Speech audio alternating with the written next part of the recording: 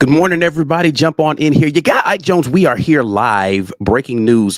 Eric Singleton Jr. made it official with the Auburn Tigers. We just wanted to get in here and talk about it really quickly this morning. If you're here, go ahead and hit that like button and share the content with somebody else. It's time to get in here and talk a little bit about this. Hopefully, everybody's having a good Monday morning. Unexpected. Eric Singleton Jr. goes ahead and makes it official. This is something that's been teetering back and forth for it feels like weeks now, and the rumors have been swirling about multiple visits to campus and whether or not he was going to make it official anytime soon. And it has happened this morning, announced on the Auburn social media, reported by On3, all of the et cetera, et cetera, et cetera. Eric Singleton Jr. makes it official with the Auburn Tigers and has signed on for the 2025 season. Hopefully, this is a good sign for the wide receiver core that now, listen, you've got your quarterback, presumably in Jackson Arnold, and now you've got a more senior wide receiver. He's a sophomore wide receiver, but a guy who's played some Power Four football. So he's going to be a junior coming into this year. He will be the most tenured guy. He and Horatio Fields add a little bit of adultness to that room to be able to get some leadership in there. But you've got your room now, right? You think about all of the guys that are going to be in this wide receiver room. You've got enough depth now that it should not be an issue going into the season, whether or not you have enough weapons for Jackson Arnold to be able to be successful. You've got a good offensive line out there in front of him. This Auburn offense, listen, you don't have the. I said it last year that Peyton Thorne didn't have the excuses. Jackson Arnold absolutely doesn't have any excuses going into this season about whether or not he should be able to be successful. But let's talk a little bit more about Eric Singleton Jr., sophomore, transfer over from Georgia Tech, 5'11", 190 pounds from Douglasville, Georgia. Last season at Georgia Tech, just taking a look at his numbers, 2024, he had 56 receptions for 754 yards, averaging 13.5 yards per reception, 3 touchdowns with a season long of 57. They utilized him in the run game a little bit, doing some of those speed sweeps and things of that nature. 21 carries last year for 131 yards, averaging 6.2 per touch there, and 1 touchdown, with 35 being the long. Did not have any fumbles recorded last season. The year before, 48 receptions for 714 yards. So this is a guy that's been productive both seasons there in the ACC. 14.9 yards per reception, 6 touchdowns in his freshman campaign. Only 1 carry that season for 9 yards, but definitely a guy who proved himself to be admirable, to be adequate out there for the Georgia Tech Yellow Jackets last season. He had 8 receptions and 86 yards versus the Georgia Bulldogs in that final game of the regular season. So this is going to be a situation where Auburn has plenty of targets out there for Jackson Arnold to be able to take advantage of. Now, the question that a lot of people are asking is, what does this mean? Is anybody going to be transferring out? I've not heard any word about anybody deciding to hit the transfer portal. It seems as if everybody's good, but listen, he is a guy who's versatile as well, right? So we talked a little bit about this with Robert Lewis last year, how he could play inside or outside, and he had done so at the G5 level. This is a guy who is a P4 performer that's played both slot and outside receiver, so you have some versatility to move him around. When looking at his snaps last season, he played 12 in the slot, 29 at a wide out receiver. Last season, 30 total snaps. Let me look at total snaps. I'm looking at it on a game-by-game basis. Total snaps last year, lined up 3 times in the backfield, 213 snaps at slot receiver, 426 at the outside receiver. So he played more outside receiver than he did slot receiver last year, but his build is more of what you would see as a slot receiver for what Coach Hugh Freeze wants to do. So that means that your slot right now is looking like Eric Singleton, Malcolm Simmons, and Bryce Kane right now in that slot room. So this is something Mike has talked about a few times with Coach Freeze prior to last year, intends to ask him more this season. Is this now going to be a team where you feel more comfortable going 4 wide with, getting more receivers on the field more often? seeing less of the 12 personnel, which was run quite a bit last year to help with your protection? Do you feel confident enough in your offensive line to not feel like you need an extra tight end out there to be able to pass block slash run block and be effective? Can you put 3 and 4 receivers on the field more often so that your receiver room has more opportunity to show the different things that they can do out there? We hope that will be the case.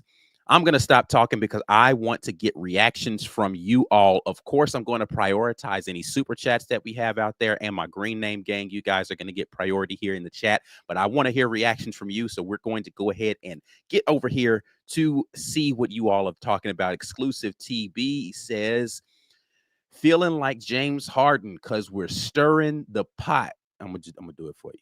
Do it for you because I know that's what in your mind, that's what you was doing. So I got you right there. Exclusive TV. Appreciate you jumping in here with us this morning. A lot of War Eagles here in the chat, and good mornings. I won't run through all of those, but good morning to all of you all who have said War Eagle and good morning. Let's see.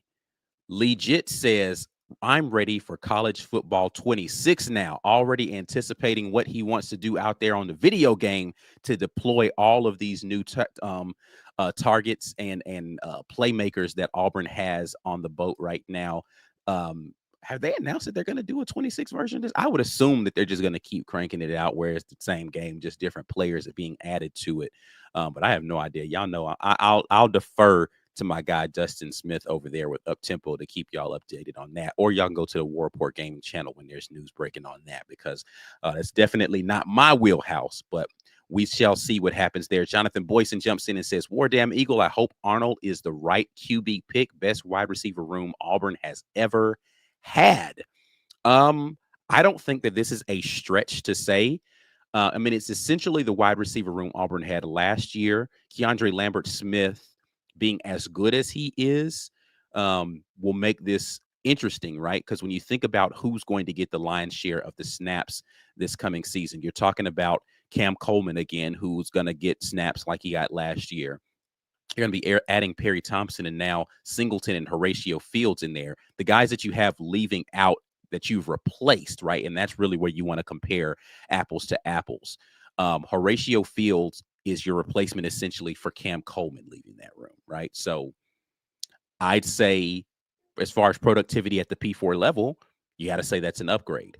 Your replacement for Robert Lewis now is going to be Eric Singleton for productivity at the P4 level. Now, productivity in their career, I think that Robert Lewis may have, some more receptions and catches because he was playing at a G5 and he was the guy there.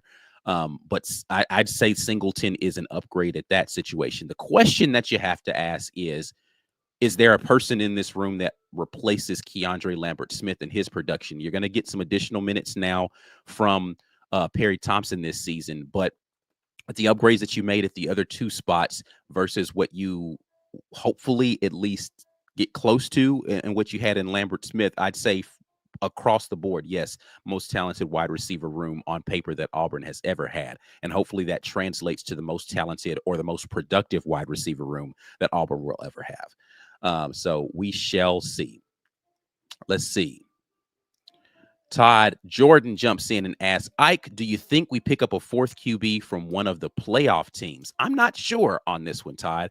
Going into the spring right now, you only have 2 scholarship quarterbacks because the young man from Stanford that's coming over is not going to be available for the spring, is going to get there post-spring. So I would think that they at least want to get one more person. Now, whether or not it's someone from one of the teams that are there in the playoffs, I don't know the answer to that. I would assume, and this is a huge assumption, that the conversation with Jackson Arnold was around being the starter. And I don't know how much more Auburn wants to spend on a quarterback room in order to bring someone in to compete with Jackson Arnold for the starting job. You've already brought in 2 P4 quarterbacks right now into the room. You probably didn't have to pay a ton for the second guy in NIL, but I don't know how much more they want to have tied up in the roster spending in NIL in the quarterback room. So if it is someone from one of those rosters, I would assume it's going to be like a backup, a guy that has not had a lot of starts and just doesn't feel as if I don't know. Again, those are all assumptions. But the market for a guy that would have been in the playoffs is going to be high. So is Auburn ready to pony up that kind of money for a 1-year guy? Maybe. Listen, they've said that they're locked and loaded in the coffers from all sources that are talking about this. So it's a potential. I don't know that that's going to be a reality though. Let's see. Jackson Watson, excuse me, says, what about Parker and Woods? Have not heard anything about them. I know there's been a lot of speculation based upon them thanking the Clemson fans on social media that they would be entering the transfer portal. As far as I've seen, they've not even made an announcement that they will be going to the portal. And all of the, Auburn is in talks with them stuff that is floating around there. As far as I know, that's all speculative. But again, I don't have the inside sources that the message board folks do. So don't know anything about that. Virginia Double Dribbled says the tight end and running back rooms might be the weakest on offense next year. The weakest on offense. Tight end, I'd say maybe. Like, I just don't know what the true freshmen are going to be. A lot of talent in those rooms, but I don't know what they're going to be. Rico Walker, we didn't get an opportunity to see him a lot. It's really going to come down for him. How well has he come along in his ability to block? For me, as whether or not, because he's a dynamic pass catching threat. He's got all the athleticism to do that. And the other tight end that they just got from Maryland, which, is crazy. They took 2 tight ends, back-to-back seasons, took tight ends out of that Maryland tight end room. And then you're going to get back a guy who hopefully is going to be ready to go out there and contribute in that tight end room. So I don't know about the weakest. And then I like the running back room that we have this year. I know a lot of people aren't very high right now on Damari Alston because of the fumbling situations. But after he had that last fumble last season, he didn't fumble anymore in any of his other opportunities. Now, his carries definitely went down a significant amount as they leaned into Jarquez Hunter being the primary guy. But I think Damari Alston's supremely talented, and he's got a lot that he feels like he needs to prove. So I am looking forward to seeing this productivity from this running back room. And let's be clear about the usage next year of both of those rooms. I don't know that it's going to be traditionally what Auburn fans have come accustomed to from those rooms going here into the future. I do think that they're going to lean more heavily into the wide receiver room as the producers for this offense, and try to balance that out with some running back, sprinkling in some running back and quarterback runs to keep the defense honest. But I do think we're going to see more spread out, more up tempo, and that's the direction I think they're going to be leaning offensively next year. Let's see here. What else do we have here? Sticky the Goat says, I just want to see a game-winning scheme. Mike G and I have always differed on this. I don't think that the scheme was as big. Now, I do think that play calling had been an issue at points in time. I don't think the scheme was necessarily the issue for the vast majority of the season. There were instances where, again, I think the calling of plays and strategic play calling may have been an issue for, well, not may have been, where it was an issue for Auburn. But I do think execution of things that are being asked to do, or the ability to execute those things, hindered the offense quite a bit when you look at, untimely turnovers, when you look at missed assignments, is whether that is running the wrong route, or quarterback making the wrong read, or offensive line missing blocks type of thing. It was there was enough blame to go across the board between coaches and players last year, where everybody needs to be able to raise things up. And to the point about play calling and or scheme, or what they do from a strategic standpoint, you should have the athletes this year that you're able to just say, hey, let me get my guy in space and let him go do something. I do want to see some more of that, as opposed to what we heard kind of as a repeated chorus last year of let's simplify, let's bring the playbook deck down to essentially day one install stuff, so that we know everybody knows how to do this stuff. Hopefully they're getting in there and they're really working through a lot of this stuff so that they can begin to expand the playbook this year, and not have that constant stripping away of things like they did last year. So we'll see. Legit jumps back in and says, I think Cam replaces KLS and Perry slides into that Cam role from this year, and Singleton gets the reps ahead of Simmons while being an interchangeable piece. I think this is going to be an interesting battle for snaps during the regular season and, well, during spring. I'm not as much worried about Malcolm Simmons because he's a guy that I think is going to contribute in multiple ways. The guy who and I've said this many times, am most worried about in this scenario is Bryce Cain, right? Because he's a guy who didn't get very many opportunities last year. Where are the snaps going to come from for Bryce Cain this year? How is he going to be able to contribute and be a pivotal portion or a integral portion in this wide receiver room going into next season? Because unless you're going to run more 4 wide, you're not going to have a lot of opportunities for slot receivers to be out there on the field, right? I agree with you in everything that you said about Cam being the wide receiver 1 or sliding over into the KLS role, Perry Thompson being the guy that is slated to go out there and be in the Cam Coleman role. Those things make complete sense to me as far as distribution of reps and what they're going to be asking guys to do. Based upon what they did last season. But you can put Eric Singleton out there in a KLS role because he's played a lot of outside receivers. You do have Horatio Fields that's going to be able to do some things at the outside receiver, likely more of the Cam Coleman role than anything else, right? But it's the slot that I worry about, right? If you're going to distribute the reps where Eric Singleton's going to play a little bit outside as well, then you're going to have Cam Coleman, Perry Thompson, Horatio Fields, Eric Singleton as your 4 outside potential guys right now, as the guys who are going to take the vast majority of reps at outside receiver. Your slots are now going to be Malcolm Simmons, Eric Singleton again, Bryce Cain at this point in time. And then you've got some true freshmen that you need to figure out how they're going to contribute during their freshman season as well. So there's a lot that they need to figure out because there's a lot of guys that are going to be talented enough to go out there and get reps. And it's truly, I think the wide receiver room more than any other room is truly going to be about the cream rising to the top because you have so much good there. But who are going to be the guys? And this is a thing that I talked about last year with Robert Lewis, that are going to be where they're supposed to be, when they're supposed to be there, so that your quarterback can rely on you. They're going to make the assignments. They're going to get right.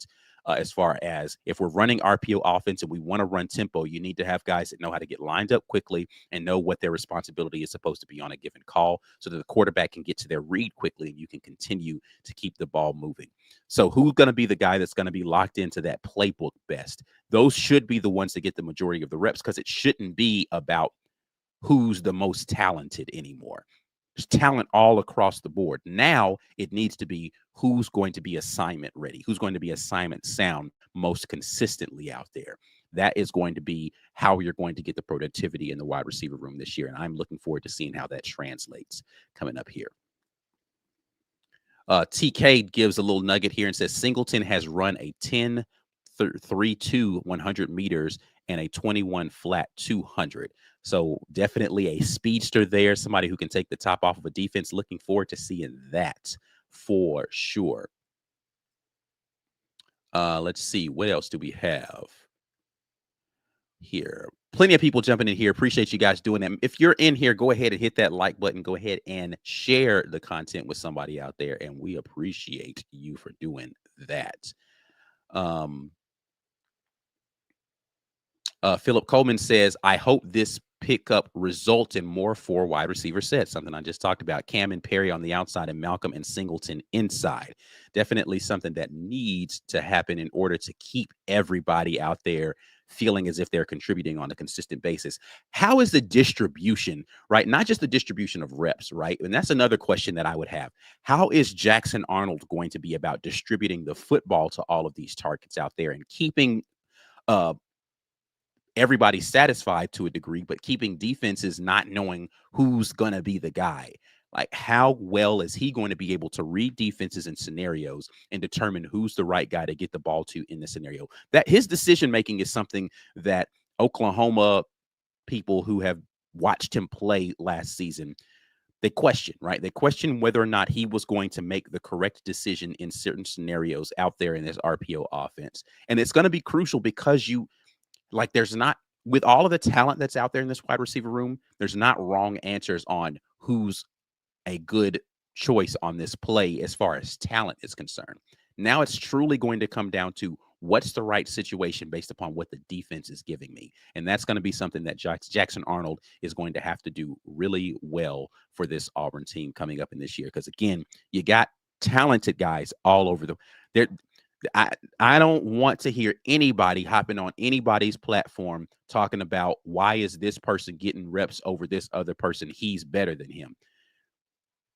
Eric Singleton, if he gets a bunch of reps, is going to deserve them. Malcolm Simmons, if he gets a bunch of reps, he's going to deserve them. Cam Coleman, Perry Thompson, if they get a bunch of reps, they will have deserved it from the talent that they have and what they have placed out there. This again, the most intriguing, I think, race for snaps is going to be in the spring in this wide receiver room, because talent is not going to be an issue anywhere.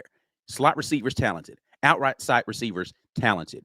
Who's going to step up and command, hey man, I'm out here busting my butt, I'm where I'm supposed to be, I'm catching the ball when it's coming my direction, I'm blocking when I need to be doing that, I need to be in the game.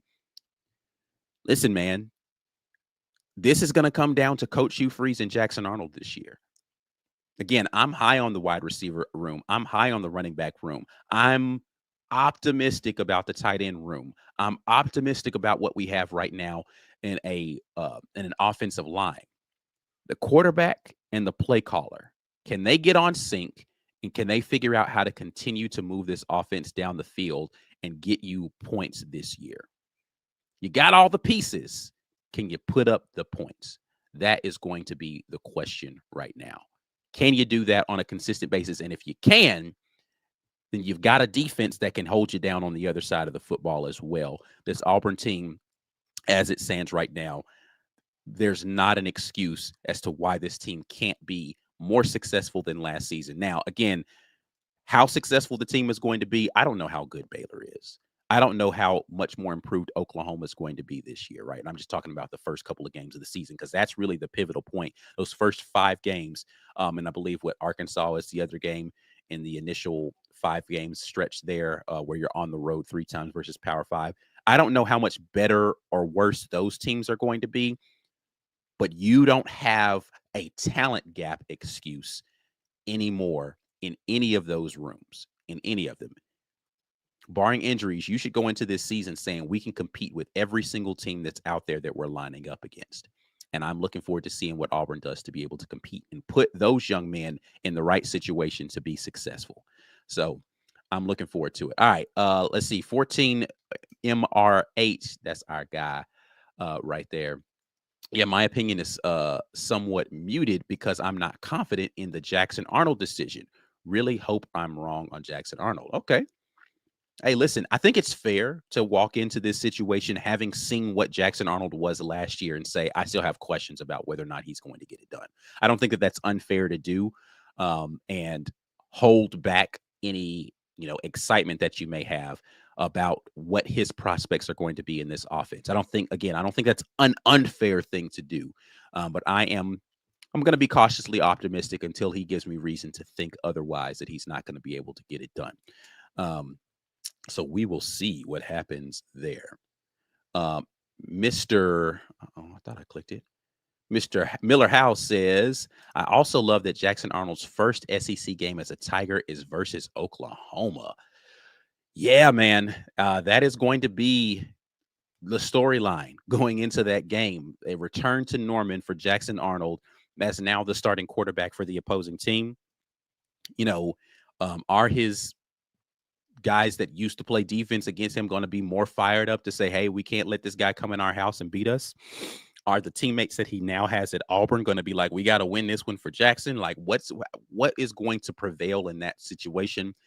If anybody tries to sell you during that week that this is just another week of football and it's just another football game, I don't know that they're being honest with themselves. So I am looking forward to seeing how that game plays out. And that's going to be an off-season talking point for every single person that breaks down Auburn's schedule. We're going to talk about it probably ad nauseum on this channel, and they're going to beat it to death on the broadcast going into that week and during the game. Every time as soon as he steps onto the field, and here he is, Jackson Arnold, making his first start here on the road versus his former, like it's gonna, you know, Jackson Arnold was the quarterback for this Oklahoma Sooners team last year, and he's going out here and ripping them to shreds this year, proving that they should have never done. Like that's going to be that it will happen over and over again. And Oklahoma fans across the internet are going to go crazy if Jackson Arnold torches them in their crib during that game, or they're going to get the "I told you so" signs and flags. They're going to wave them proudly if he doesn't play well in that game. So it's gonna be a thing, and it's gonna happen a whole lot. A whole lot. Let's see here. D. Williams jumps in and says, barring any transfers, this will be the deepest wide receiver room Auburn has had in years. I don't disagree. We mentioned that earlier.